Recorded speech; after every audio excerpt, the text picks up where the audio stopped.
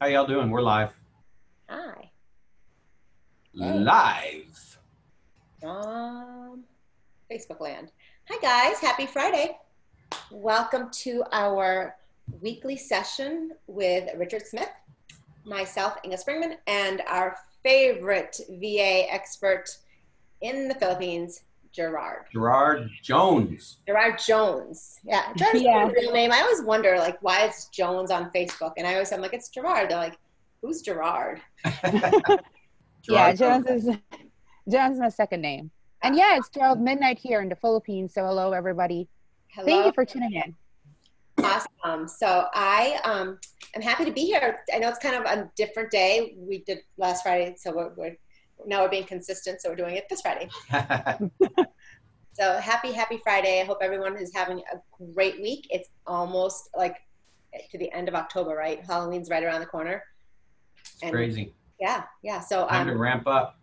time to Fourth ramp up the quarter. business, right? Time Oh to yeah. get all those loans in. And I mean, this is a busy time of year anyway, because I think everyone's trying to get into their new house before the holidays, right? Right. So we're going to talk to you guys today about how a virtual assistant can change your business. And I know we talk to you about this every week, giving you just tidbits, but we're going to kind of delve deep into some different things that you might want to know, and that things that have come up in conversation with us about how VAs can help us. So, essentially people want to know, like, what are the services that virtual assistants provide? Gerard, Richard, you guys have been doing this for what, 8 years now together? Mhm. Almost 8 years. Yeah, as business partners, as Hmm. boss employee. So what are the VA services, what are the services that VAs can provide for us? What are the Well, oh, go ahead, Gerard. yes. Well, there are a lot of areas that a virtual assistant could actually assist you with. It's either, the non-technical side or the technical side. So when we say non-technical side, we're talking about administrative, phone support, and like simple tasks as data entry, calendar management. And for the technical side, there's branding, social media advertising, there's a website building and management, search engine optimization. So there's a lot of areas or key areas in your business that a virtual assistant can cover for you. Awesome. I love it. Richard, do you have anything to add to that? I mean, obviously you Yep. had I, Gerard for whatever reason, to help you yeah. with your business, not And because you just thought he was nice. exactly. And I agree with exactly the way Gerard looks at it with technical and non-technical. And I want to just add to that.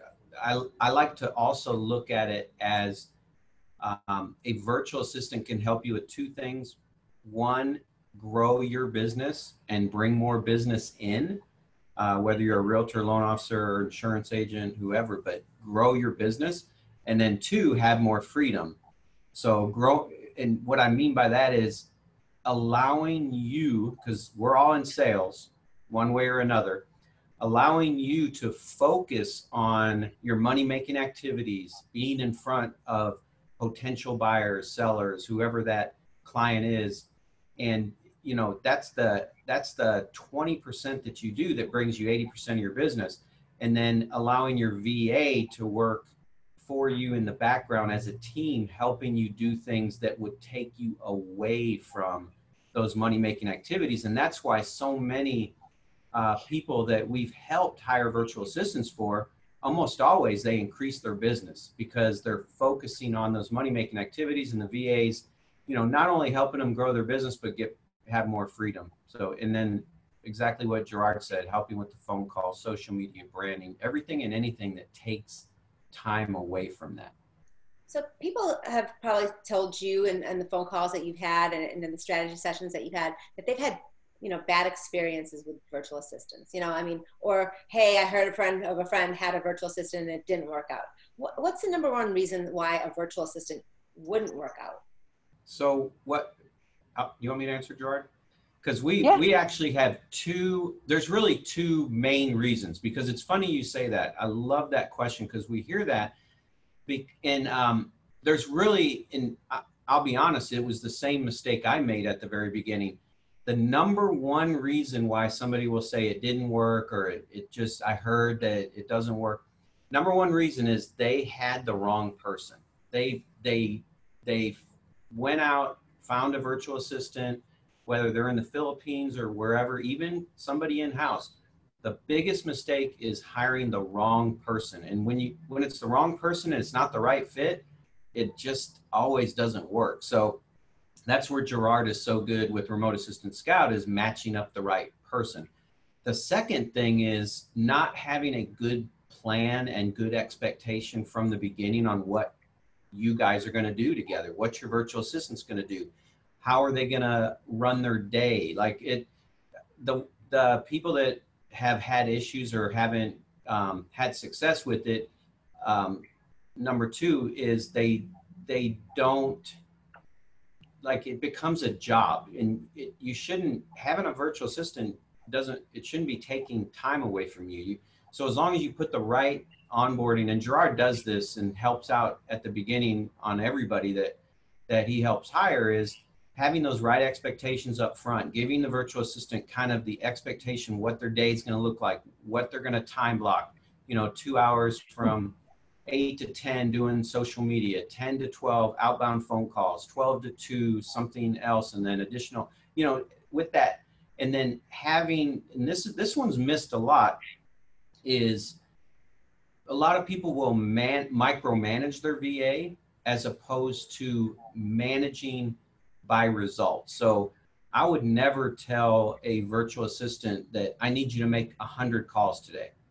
I would say, if I need appointments or I need a buyer or seller lead or whatever, I would say, hey, you're going to make calls for 2 hours. The goal today is to get 5 people that you can schedule a talk, a call with me to talk, or an appointment to fill in my calendar or whatever. So giving those results, but giving them, like I said, the right onboarding, the right expectations. So there's never a question of, Gerard, you've probably seen this so many times where a virtual assistant will come to you and say, I want to work hard, but they're really not telling me what to do. Like, I don't know what to do. And so having them onboard correctly is so important. But number one is finding the right person, because you can spend time, money, weeks will go by, a month, and then you realize it's the wrong person. And then that's where people will give up and say, oh, this doesn't work. But so that's, hope I didn't babble on too long. No, that's a great answer. That's a great answer. Gerard, anything to add? Yeah, I just really have to add to that, it might not be the right expectation, but more like realistic. Right. I mean, for example, for real estate, there are virtual assistants who can actually assist you in, following up, pre-qualifying, example, for sale by owners and expired leads. Not every lead is, a qualified lead or a quality lead. So if there's, like, for example, 50 people that you would want a virtual assistant to call and expect 40 appointment. So that is an unrealistic expectation. Right. And not every lead is, a quality lead.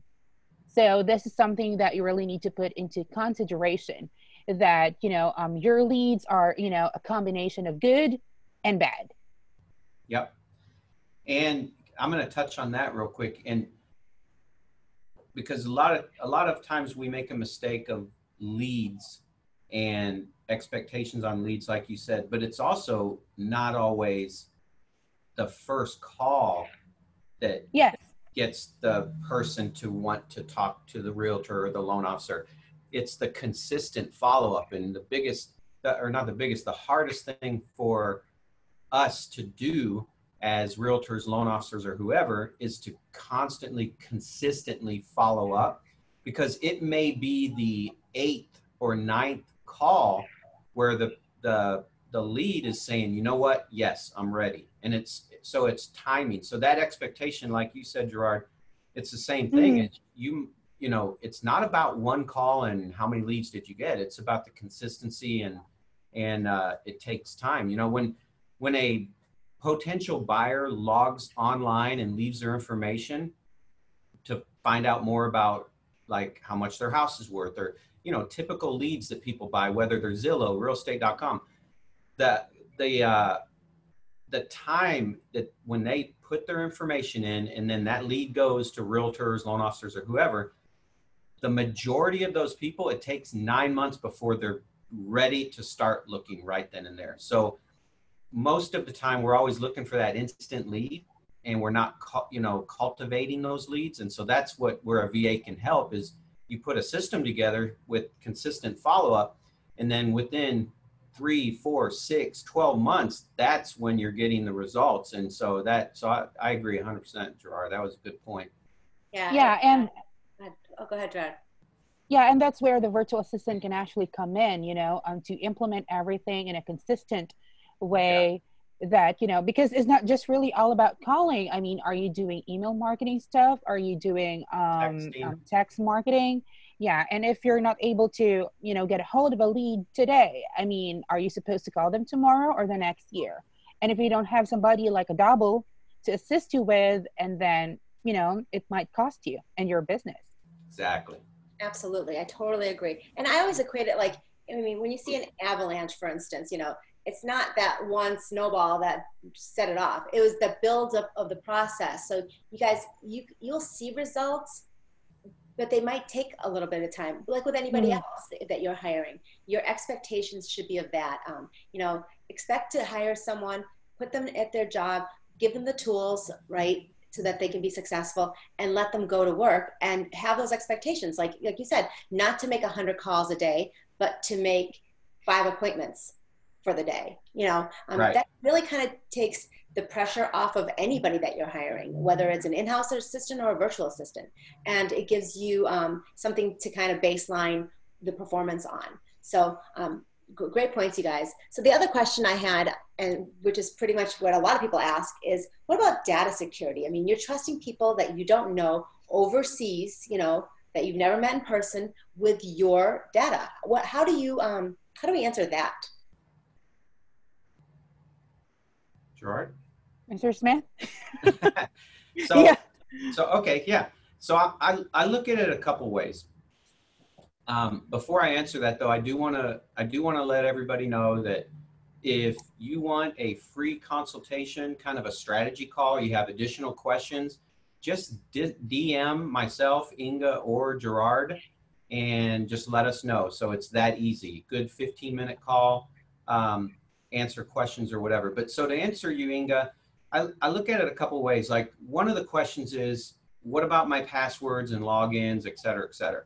So, but before I answer that, I want to say that hiring a virtual assistant is really no different than hiring somebody in-house that comes to your office and works in your office. Because here's the thing, when you hire somebody that comes in your office, it takes time to get to know that person, to trust that person. I mean, we can trust people, but it takes time to trust them. And that's no different with a virtual assistant. If I hire, and let's say, an assistant in my office, from day one, they're not getting all of my credentials. They're not getting, usually not, a key to the door. I mean, you have to get to know somebody, and you trust them. So I always like to say that's the same thing with the virtual assistant. Some people like to use Lastpass, and Lastpass is a password protection where you give a link to your virtual assistant, it automatically logs them into whatever site or whatever, but they don't know the username and password. It allows them to go in one at a time. And then over time, you start to trust that person like you would anybody. And, I always kid around, but I'm 100% serious when I say Gerard literally has every login of everything that I have, with the exception of my bank accounts. And I can tell you right now, he could figure those out. So I trust him like I trust anybody, a family member. So it takes time to trust people, but there are systems and there are things in place that you can use and put into place to secure your information while that time goes by for trust. So that, I hope, Lastpass, and then some other websites and other things that Gerard can definitely help share for people that do want to use those at the beginning. And some people use them the whole time, but that they have virtual assistants. But So I use Yeah, LastPass and for mine. You know, I think LastPass is great. It's easy to use. It's free. You can get a free account. You can send people, you know, anybody, you can send access to your, you know, password protected sites without them having the actual password. So if you guys are not using right. LastPass, you should use LastPass for yourselves anyway so that you remember all the passwords. Yeah. But what were you going to add, Gerard? yeah, and it takes time for you to build trust, not just, with a virtual assistant, but with anybody. So, we recommend that you don't really share like confidential information like your financial account or, credit card numbers during the first months of working with your virtual assistant. And you are your own judge. So if you feel like, that you could trust this person, and if this person have proven a track record of being trustworthy, and then that's a time that you can comfortably share like your login information. And there are alternatives, like for example, if you're kind of worried about your data, like your lead contact database, right? Mhm. So there are alternatives, like maybe putting them into a Google spreadsheet instead of giving them an access to an actual CRM, which would contain their social security numbers. You know what? And for me though, personally, this is just an opinion, personal opinion, that it's more dangerous to share this info, you know, with a coworker rather than someone Right. in the Philippines or in Jamaica. Yeah. You know what I Very mean? true. Yeah, we hired our first virtual assistant out of Jamaica. Oh, nice. Congratulations. Yeah. Awesome. That's great. Do they have an accent? And no, of course. He has an American accent, so. Awesome. I Mhm. love it. I And love I it. and I don't I should I say that? I don't want to offend I don't want this to sound bad, but when we hire virtual assistants for dialers for making phone calls, um, we're not Mhm. going to hire somebody with an accent, and I'm only saying that because it does frustrate people. And if they're representing you, you don't want to frustrate people. So I hope that didn't sound bad though. No, it's true. I mean, we get robocalls all the time from credit card companies. You can't understand anything, the Right. person says, and it's frustrating. And I get asked this question a lot. And the one thing I get asked is that how do people handle getting calls from a virtual assistant on your behalf? Like, is it disrespectful? Is it inappropriate? Like having somebody else call on your behalf? And how does that, It, so I will say no to all of that, because here's the thing. You got to, you want to use the right scripts. Um, you think about this. Everybody that is listening to this has been to the doctor's office, but I can guarantee you have never ever had the doctor call you and say, hey, I was just checking to see if you were coming by today, or hey, I wanted to follow up, hey, this is doc. No, the doctor doesn't call you. He has a team. So it's the same thing. If you're using the right script, um, they're representing you. Like, hi, this is Joyce L with the Richard Smith team. Richard asked me to give you a call and just wanted me to tell you how much he appreciates your business in the past. And if you need anything, that he's available anytime, and you can call him at 832-887-1300. And he just wanted you to know how much he appreciates you. Oh, thank you so much.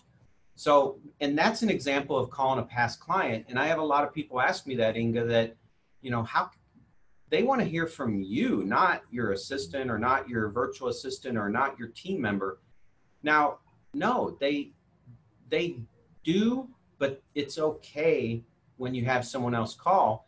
And to be honest with you, it's better that your virtual assistant calls than they don't get the call at all, because we're busy. We don't have time to make all these calls. And if you set it up correctly, you're using phone burner, and I can record my voice for the voicemail. So 70 out of 100 people that my VA calls will get my voicemail and hear my voice. 30 out of 100 she'll talk to, and she'll say that script. And people have even called me back and said, wow, that was really cool that you called me, and your virtual assistant was the one that called me. that was awesome. I appreciate, you know, you thinking of me. And it wasn't me that made the call. So I hear that question, and I can guarantee you it is not, we think, you know, we think too much that that's an issue, but it's not. It's not. And then, like I said, the call's being made, and that's the most important thing. That's key, you guys. I mean, what's it costing you not to make that phone call, right? Yeah. That's, you know, that's where you need to look at it. If you're not doing it and nobody's doing it for you, then it's costing you business. So, I mean, like, if you have time to make your own phone calls, great. I know a doctor wouldn't have time to make their own phone calls, right? Right. And I think people appreciate busy people also. Yeah, I agree. I like that. People have asked this as well. Can they try a virtual assistant out, like a trial? Like, how does that work? I mean, what do you guys recommend? Like, Gerard, we have 3 minutes. Yeah. Oh yes, and in a way of a trial period, our business model doesn't offer that, but however, we have a virtual assistant replacement guarantee that would actually, you know, take place within, you know, the 6-month period, which is a pretty much great deal for you guys. So if you feel like, you know, it's not working with your virtual assistant, if you feel like you're being shortchanged, being taken advantage of, which, you know, happens rarely, so you know, you can always reach out to us, and we can cover the replacement for you. And we're going to do the process or recruitment process all over again.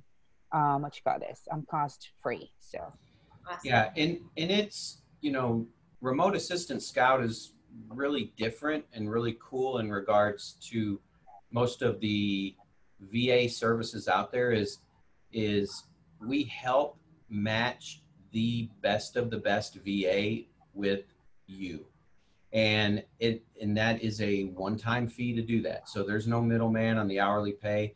The same work gets done whether you want somebody part-time, full-time. I can tell you that on a trial basis type thing is, if you're doing the right things and you're having your VA do the right things, it is a guarantee you're going to increase your business. And you close an additional 2 transactions in a year covers your pay for your VA for the year, really maybe 1.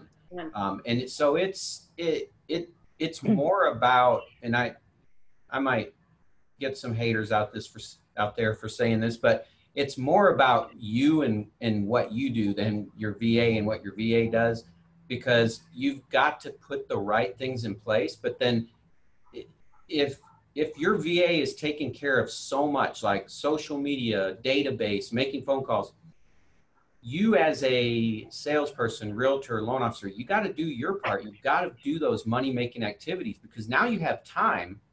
So if you have so much more time and you go sit at the pool and you're not doing anything, then your income's going to stay the same. But if you're spending that time away from busy work to take care of being in front of people and to helping people, we've seen it over and over. Everybody increases their income, and it's a win-win for everybody. So that's a long answer.